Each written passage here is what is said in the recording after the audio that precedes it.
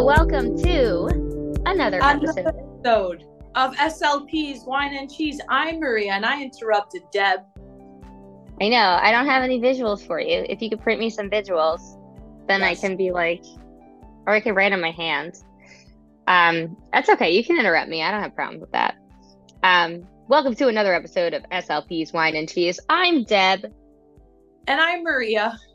And here's our podcast for the realistic SLP. How are you, Maria? I'm good. Who sometimes interrupts. So sometimes we don't have the best communication patterns ourselves. And that is something to think about too. Yeah, I don't think I've ever taught someone to not interrupt in speech therapy. Oh, really? You're not into interrupting. You're like, you got a good idea. You got to blurt it out there. I feel you. Yes. Let me hear it. If anything, I might be like, oh, I'm so excited to hear what you're saying. But right now we're listening to the teacher. So when she's done, I'll listen to you. But I never frame it as like turn taking or being polite. I don't really care about being polite. Okay. I think that's fair point. Boomer mentality. I keep really highlighting my politics here on the show. I swear I don't talk like this. She really doesn't, guys. She likes to just save it for the podcast, just specifically for me. You know, the person who I guess could care maybe slightly the least in politics, because I know they're going to say this is wrong, but I don't feel like our voices get heard. So I've kind of just like given up, I guess, which is not good, a not good way to live. Maria, you have at least 10 people listening to you right now. Yikes, guys. Listen, politics is just, I feel like if you're interested in it, great. If you're not interested in it, also great. So that's you have the freedom of speech. There you go. And you could have your opinions on politics. That's the point of politics. I have my feelings on politics. Good. I'm glad. I'm glad you have feelings in general as a whole. There you go. Feelings are good. Feelings are good. Yes, but feelings aren't facts. That's true. Well, your feelings are based off like what you tell yourself about the fact, like what you make it mean, you know, how you interpret that information. How are your feelings lately, Maria? How are you feeling? I'm feeling okay, Deb. Thank you for checking in with me. I feel okay. Yeah. I don't particularly love the winters in New York. But I can't complain that much because we've had some warm days. Like I was just stating in our last episode, I got the opportunity to do some speech therapy outside. I mean, in January in New York, that's usually like not the go-to. So there have been some nice moments of enjoying the weather. But I can't say, I think I would love some beach time. You know? Yeah. Beach SLPs out there. I'm a little jealous. I'm jealous. So do you think like ultimately you belong somewhere like Florida or Greece? Maybe Greece you belong. Shout out to Greece, Savannah. No, I don't know where I see myself. That's such a great point. I'm not sure yet. As of right now, I'm in Brooklyn. So I don't want to like, you know, I'm in New York. So that's where I'm seeing myself. Maria's brainwashed to like not want for more than she has. She doesn't want to complain. She doesn't want to wish for anything else that's not nice or right. Me, I'm like, the hell with this. I guess I would like a place, that I could go to the beach. I guess like California, like SLP shout out to Rachel Madel. Like, you know, like you could like be done with sessions and then like go, you know, to the boardwalk. Or Landon Lang, right? California Speechy. Yes. Shout out to SLP. Jesse Ginsburg and Chris. That's right. Do they go to the beach after work? Like, you know, and they have I see their Instagrams. Yeah, I'm not that. I mean, so that's what I want. But I'm okay with what I have too. You know, I'm just like, there's some gratitude too, you know, so I'm just, I'm being optimistic. But not toxically positive, right? I don't think so, because I'm still speaking openly that I wouldn't mind to be in California and be at beach SLP, you know. But I think I could be a beach SLP. I mean, there's a lot of sensory with sand, you know. Sand. Actually, every time I draw an S page, I'm like, all of this is like sand, Sea Star, Seahorse. Seashell. Sure. Yeah. Even though that's SH, but that's Wait, okay. we can do Esplin, Yeah. Sky. Um, I feel like I'm always drawing Suns. like That's water, not a sailboat, sea, sand, sea star, salt. Uh, yeah, showers. you keep Another doing SH. I just like a continuation of that page could be Yeah, a whole next book. prompt. That's a different plane. That is a SH different. and S. I'm just my mind's on the beach. I'm just thinking of all the things that we see at the beach. Yeah, no, You're that's good. listing S blends. I'm just like, what else can we see on this beach? So many things by the shore. Thanks. Shoes, Sugar. Yeah. sugar. Yes, like so many things. What about you, Deb? Where's your ideal like topical location, climate?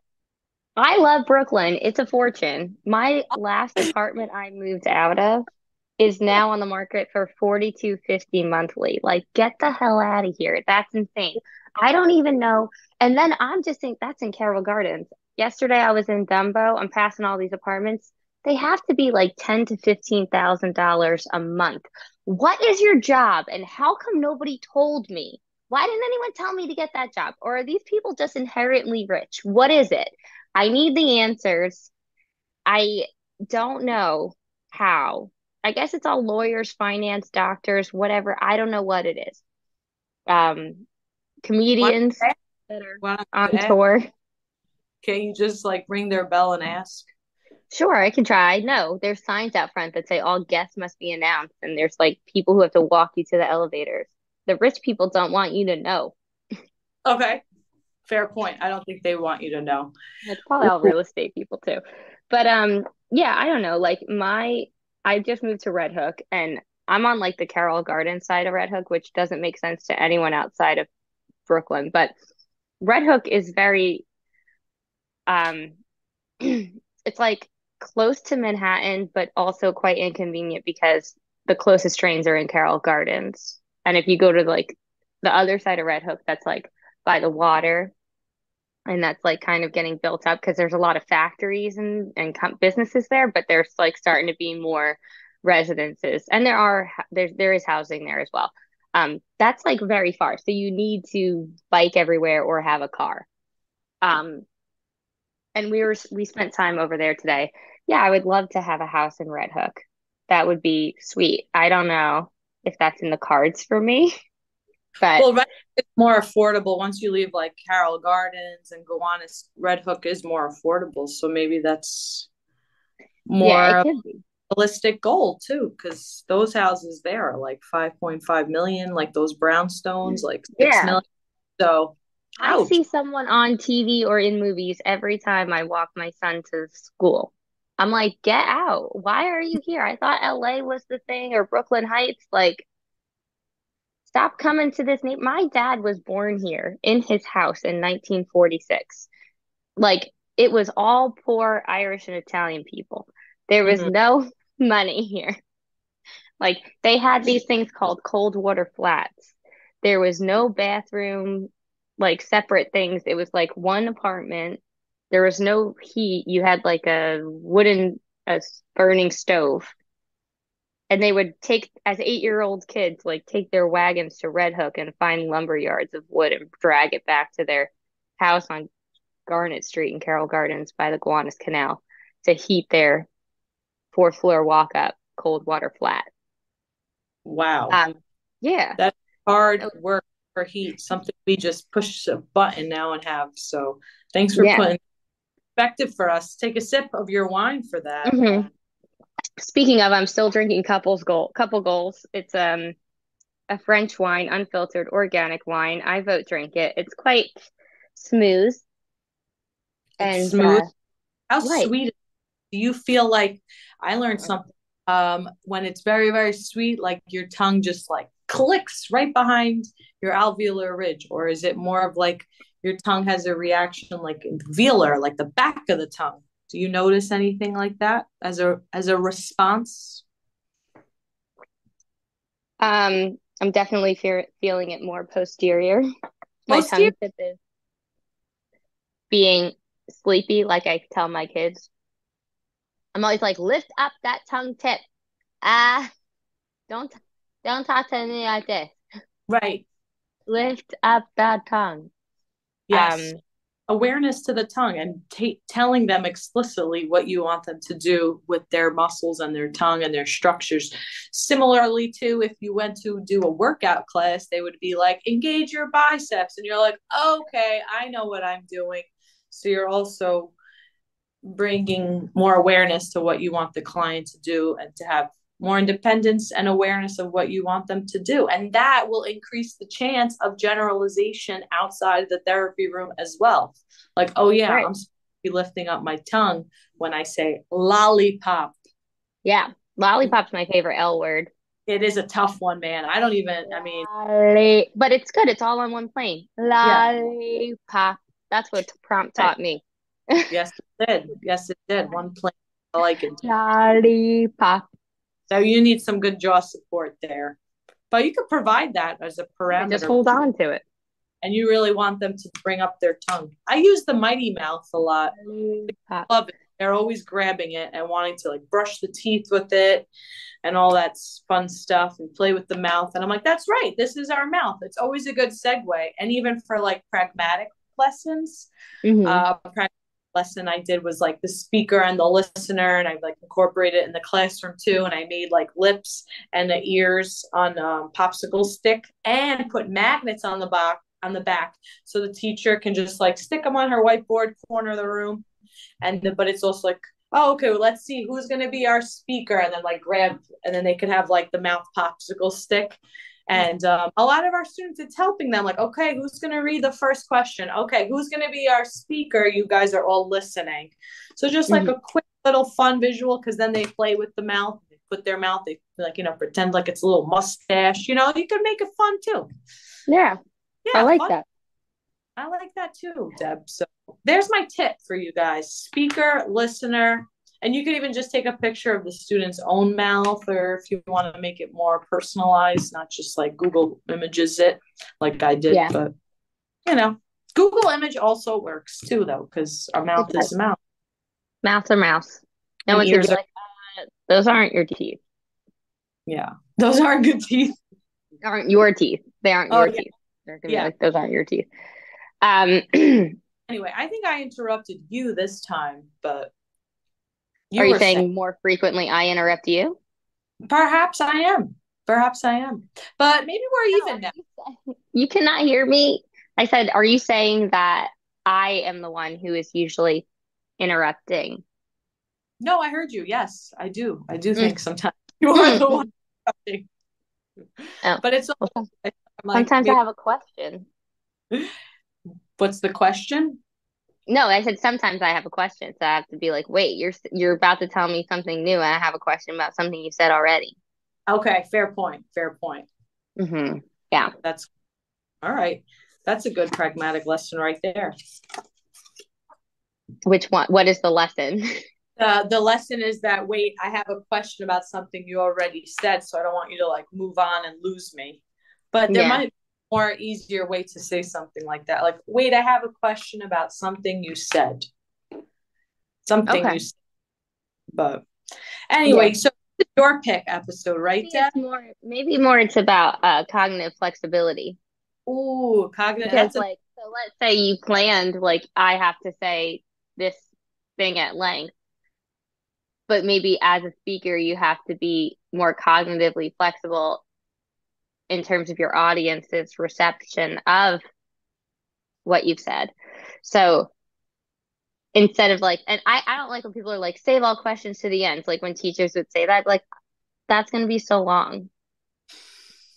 that's a long, but you enters too sometimes because you just want to like get it out, and then maybe their question will be answered throughout the No, I presentation. hate that nonsense.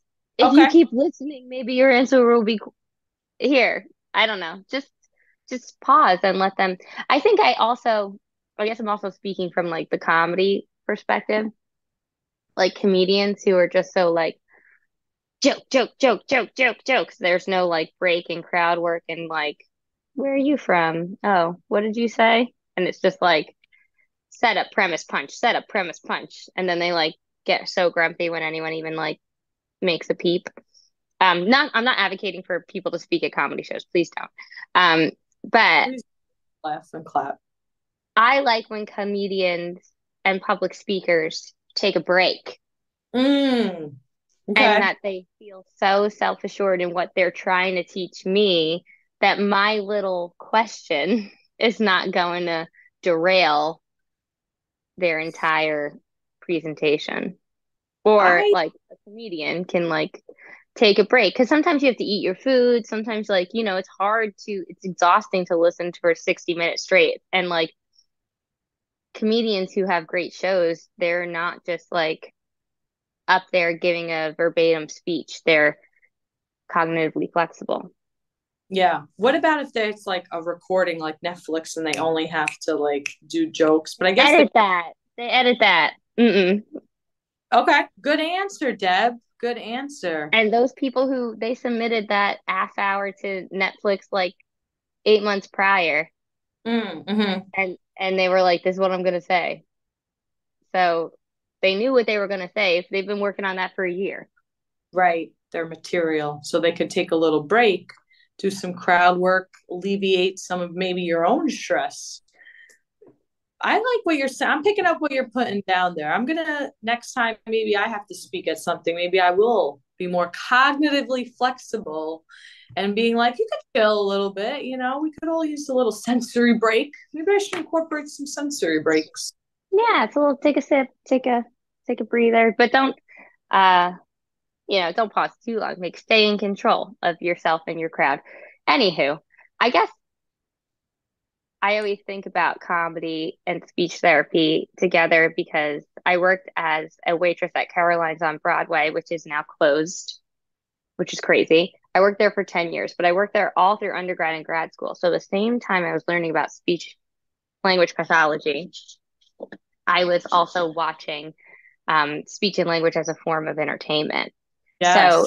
it was quite interesting to me, like learning how, like, people with language impairment struggle with like humor and stuff like that. But then seeing crowds and crowds of people enjoy it immensely. And then also like learning about people with attention difficulties, struggling to maintain attention and focus for extended periods of time. But then again, comedy shows are an hour and a half and they're all Yeah. sitting there and enjoying it. And I guess what I learned the most is that both speaking and listening can be very fun and entertaining and should be. So if it's difficult, then there's an issue. That's the problem that like we're facing. That if we're not having a good time speaking and listening, then something is hard, and that's Mhm. what needs to be addressed. So we don't have to think about like we do have to think about are they lifting up their tongue? Are they interrupting? Are they doing this Yeah. and that? You know, um, I think we should always just bring it back to like speaking and listening should be innately fun. As long as we're on the topics that we like and blah, blah, blah, all that stuff. Um, and we should be able to do it with ease. And if we can't, then that's the problem. That's the pathology, if you will, if you want to Yeah. get there. Or is it a language difference? Well, then they would like their speaking and language in their not different place. You know what I mean? Like, so like I'm just even throwing one at you, I'm Deb. going, so my favorite thing that we did was our 3-part series on fluency, Aha. Okay. That's right. which I guess was like, yeah, there's a speaking difference there. But there are people who are just fluent who still enjoy speaking quite fine. Of course. Um, with their disfluencies, it might be difficult for their listener to accept because they're not used to it. Um, but yeah, I don't know. I feel like speaking and listening should be enjoyable. And if it's not, then as speech pathologists, we should work to make it enjoyable. I agree with that. I agree with that. I can get. Okay. That was my point. I was trying to come to. But no, my favorite moment, I mean, I had so much fun on that three-part series, but so I spoke, no, you spoke to Stephen Groner first Yes. about assessment and like early, Yes. I was what was part. it? You were part one, I was part two, and then together we did part three. Yeah, we focused on assessment, and he was saying how, when you're working assessing a client that stutters, no matter the age, you want to look at their feelings too, and the Mhm. type of fluencies. And he talked about like a 10-point scale, and like having them like self-evaluate themselves like as a good assessment tool too, like Right. give them assessment. And I like blanking on the exact one, but he said you could make your own or you could find some. He It was like recommended. kitty or something, like a cat, kitty or something. I, Yeah. So you're I reflecting on like your enjoyment to speak.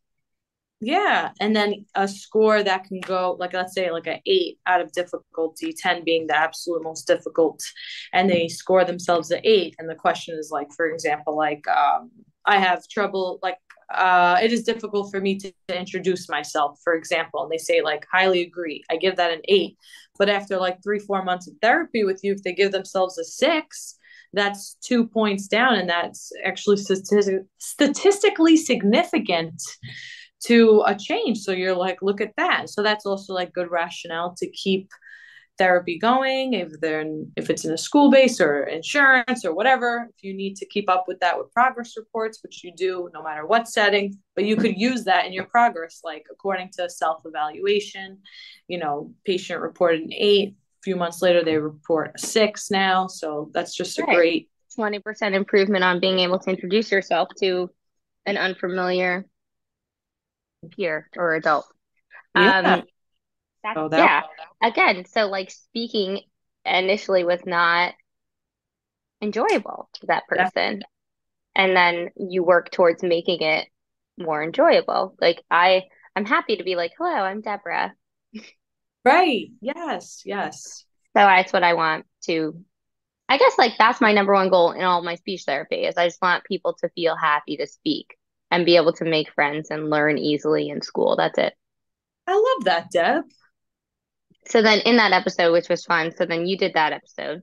And then I did part two where we talked about like treatment of and then part three was no, part three was treatment. I can't remember. But my favorite Oh, part was when we were all on the episode together before we started talking. And then Stephen was like, uh, are you sure this is like SLP's wine and cheese? Because that bottle looks empty. And I was like, yeah, I'm glad you noticed that because Maria said she had wine and she showed up with a cup in a bottle. Like it was like I'm sorry. I it know was what like 20% full. I don't know what I was thinking. I don't know what you were thinking either. Yeah, that was a fail moment. Sometimes we have fail moments. So yeah, I brought that bottle that I thought was going to be enough for us in my mind, but 10%. 10%, 10%. I'm sorry, Deb. All right, so I bottle And of then wine. another part that I thought was so fun in that episode when Steven was talking about like sometimes like coming out as a stutterer is something that you work on. Like just to be like, hey, I'm stutter. So like this conversation might be tricky for you, but like I'm gonna keep talking and you just be a listener. Like, cause I stutter, that's fine. Um, and the way he said it though, he was like, so we might practice like I'll tell them like we're gonna get on this bus and we're just gonna announce to the bus like I stutter and don't worry, your arm's not gonna fall off. And then I was Yeah. like, great, now one day somebody's arms and like Steven said this wasn't gonna happen. Um, yeah, Right. I hope no that was one's just a funny off. episode. Yes, I remember you liked that part a lot too, and that like resonated with you. So I just don't think anyone's arms are gonna fall off. So I'm gonna put that out there. What would you wager? I would wager $1 million that no one's arm is all the no one's arms will fall off, and it's a great therapy tip, and definitely should put it to practice. And if you can't get on a bus, then you could just have them like record it and like play it on a video and watch themselves on a video, like beginning stage, talking about short-term goals. That can be a long, and just having them announce it to you and then like watching themselves on video saying it could be a great technique. So that's my other tip. I got a lot of tips today. Just handing out the tips, Deb. I'm Maria's handing out tips. All right. So, my tip is to go back in SLP's Wine and Cheese archives and listen to our 3-part series on fluency with Stephen Groner. And I just think it's a good 3-part series, but the 3rd episode, obviously I haven't listened to it in a bit, but I just remember laughing so much and having such a good time. So that's what I'm going to clip after I edit all this stuff. So here will be a little clip, and then you guys can go back and check it all out and hear the whole thing. Perfect. Maria, do you have a quote? I don't have a quote. Yeah. I could pull off a book from my bookshelf and get a quote. Yeah, let's see. Okay. Maria, this could be a new segment, Maria's bookshelf. This is your shelfie. This is my shelfie. Well, okay. I'm going to pick out this book. Mm-hmm. My book, everyone. It's Light on Yoga by BK. What is this? BKS Iyengar. So, well, mostly it has a lot of breakdowns of yoga positions. So I'm trying to think of people who maybe don't like yoga. I'm trying to make this relatable for everyone.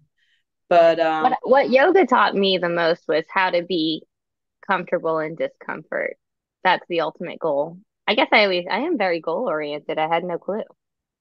Okay. How about this? You know what the word yoga even means? Mm-mm.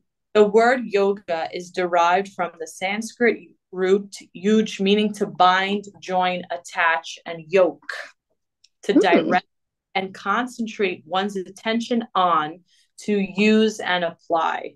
It also means union or communion. So, yeah. And then it talks about more, it is the true union of our will with the will of God. And that's where I'm going to stop when they use that. But it means to yoke and come together. So maybe you can think about that in your therapy sessions. How am I going to make all this come together and reflect communication that is enjoyable? And communication that is enjoyable. I think that's how you'll have to make it connect. Yes. There you go. And that, everyone, to yoke, to yoga. Yeah. I like eggs, but I don't like yolks like independently. Yeah, I know. When you yolk, your mind instantly goes to an egg. And now you're just like, oh, yoga and eggs. Now I'm hungry. Now eat an egg. Only if there's like some mayo in there. Ooh, okay. Mayo's another hot topic. A lot of people hate mayo. I don't prefer mayo. No, I feel like other things instead. But if I'm like starving and there's mayo on it, I'll still eat it. I love mayo, especially with like toast and sesame seeds. I'm into it. I'm a mayo gal. Sal likes mayo. He likes to chop up like chicken cutlet and make like mayo and egg you could put in there, or celery if you want to be healthy, which usually isn't. Chicken. Both. I like both. I'm also a hearty person. Like all my soups and salads, I want chunks of things in it. I want stews and chilies. I am not there yet. I have not yet attempted to make stew or chili yet, but I will get there. They're the easiest things because you just throw it all in, then you say goodbye. Okay. I like to do stuff like that. Yeah. All right. On that note, I'm going to throw all this together and say goodbye to you today. Bye, Maria. Thanks for hanging out. Another great episode. Another one for the books of SLP's Wine and Cheese. Ciao. Ciao. Arrivederci.